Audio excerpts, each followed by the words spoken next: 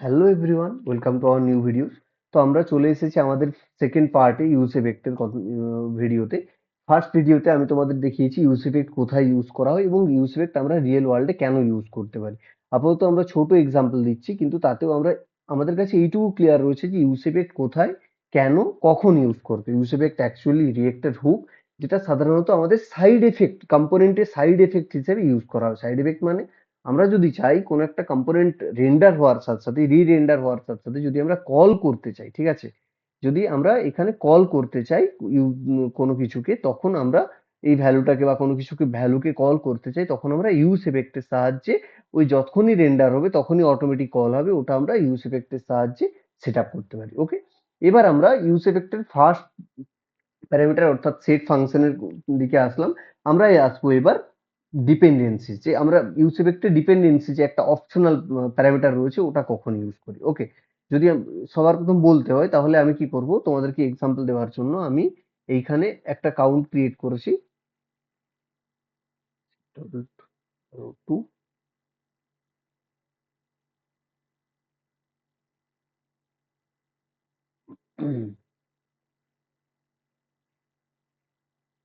আমি এখানে একটা কাউন্ট এ অ্যাড করলাম, এটা ছিল কাউন্ট বি। তো আমি এখানে কাউন্ট এ অ্যাড করে নিই, এখানেও কাউন্ট এ, এখানেও কাউন্ট বি, আর এটাতেও সেট কাউন্ট বি। ওকে, ইউজ করে নিলাম কাউন্ট এ কাউন্ট বি। তো সেরকম ভাবে সিম্পল ভাবে আমি এখানেও কি করলাম, আমি এখানেও আলাদাভাবে আহ, একটা হচ্ছে count A, set count A, আর আমার কারেন্ট কাউন্ট রয়েছে, কারেন্ট কাউন্ট +1। সেম ভাবে এটা কোনো চেঞ্জেস করার দরকার নেই। তো এরপর আমি কি করব না, অন ক্লিকের ক্ষেত্রেও সিম্পল ভাবে আমার count A increase count A, increase count B, increase count A, use এফেক্টের মধ্যে ইনক্রিজ কাউন্ট এ, অ্যান্ড তারপর এতেও আমাদের ইনক্রিজ কাউন্ট এ করে দিলাম। ওকে, সিম্পল ভাবে আমরা আরো একটা ফাংশন ক্রিয়েট করব সেম নামের।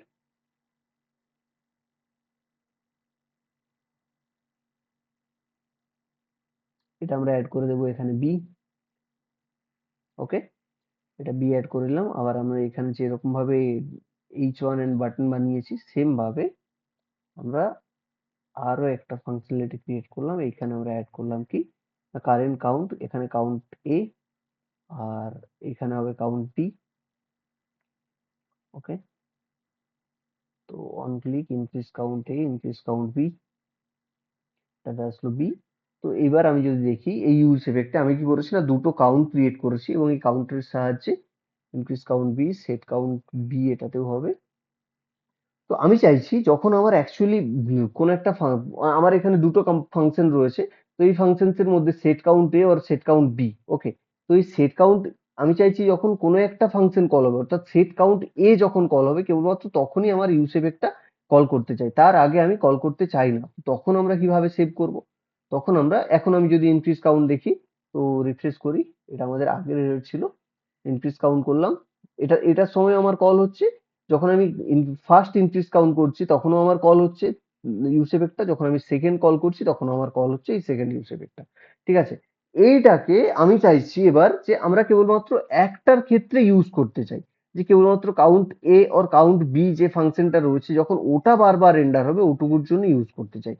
তখন আমি কি করব, তখন আমি ইউজ এফেক্টের যে ইউসেজ রয়েছে আরো একটা ডিপেন্ডেন্সিস, ওই প্যারামিটারটাকে কল করব। প্যারামিটারটা অ্যাকচুয়ালি অ্যারেতে অ্যাসাইন হবে, তো ওই অ্যারেতে অ্যাসাইন হওয়ার সাথে সাথে আমি কি করব, এইখান পর্যন্ত আমার ফাংশন শেষ, কমা দিলাম, কমা দিয়ে আমি এখানে অ্যাড করে দিলাম। ওকে, এবার যদি দেখি এখানে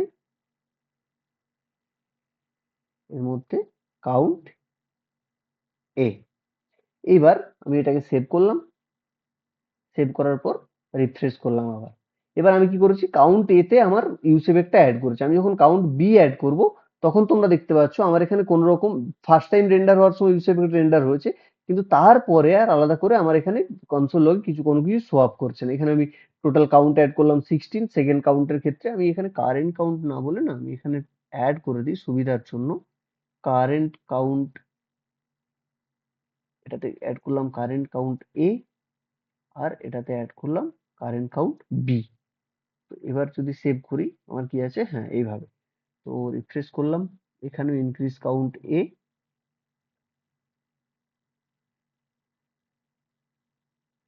আর আমি এখানে অ্যাড করে দিই ইনক্রিজ কাউন্ট বি। সেভ করলাম।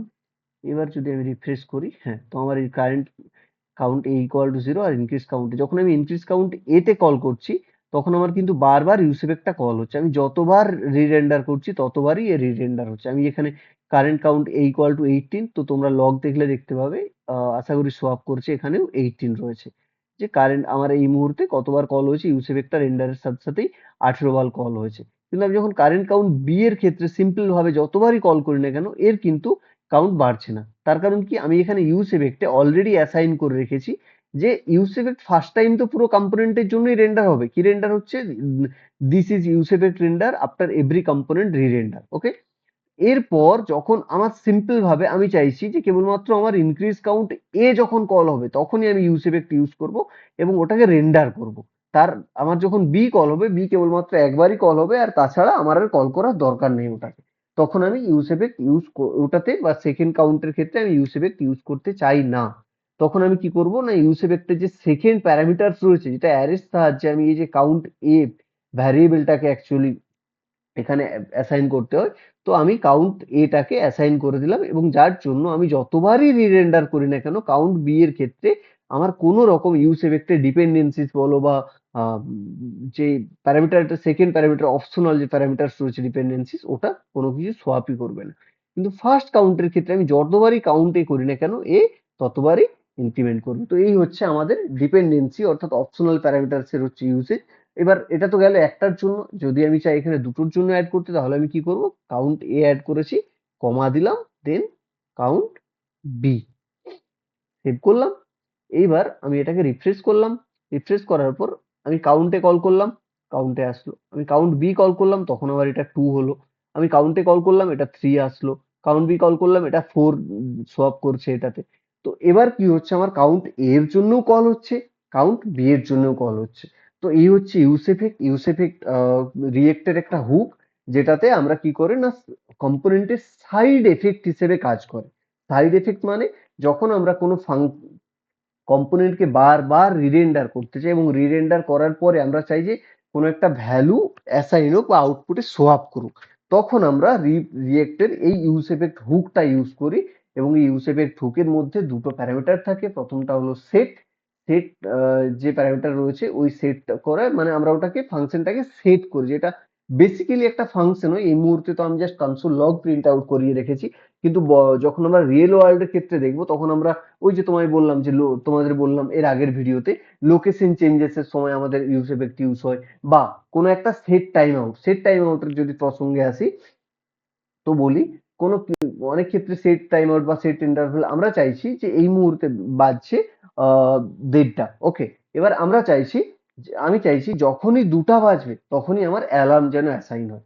তো সেই মোমেন্টে ও কাউন্টও মানে ক্রিয়েট করবে নিজের মতো করে একটা সেট ফাংশনস এর উপর ইউজ এফেক্টের মধ্যে। এই রিয়েল ওয়ার্ল্ডে এখানে যদি আমি ফাংশন সেট টাইম আউট বা সেট ইন্টারভেল ক্রিয়েট করি, যেখানে আমি চাইছি যে যখনই আমার 2টো বাজবে তখনই আমার অ্যালার্ম যেন শো আপ হয়। তো এ কি করবে, আমি এখানে ইউসেফ ভেক্টরের মধ্যে টাইম দিয়ে দিলাম এবং এই টাইমটা রেন্ডার হতে থাকলো এবং যখনই 2টো বাজবে তখনই এ ফেচ হয়ে আমার অ্যালার্ম ক্লকের সাহায্যে যে এপিআই ক্রিয়েট করা রয়েছে ওটাকে সরাসরিও কল করবে। তো এইভাবে রিয়েল ওয়ার্ল্ডে আমরা ইউসেফেক্ট ইউজ করতে পারি। ইউসেফেক্ট এর মধ্যে দুটো প্যারামিটার রয়েছে তাও আমরা জেনে নিলাম। এবার তোমাদেরকে ধীরে ধীরে প্র্যাকটিস করতে হবে রিয়েক্টের বিষয়, ইউসেফেক্ট সম্পর্কে ইউজ কেস যেগুলো রয়েছে ওইগুলো মোটামুটি তোমাদের বললাম উইথ এক্সাম্পল।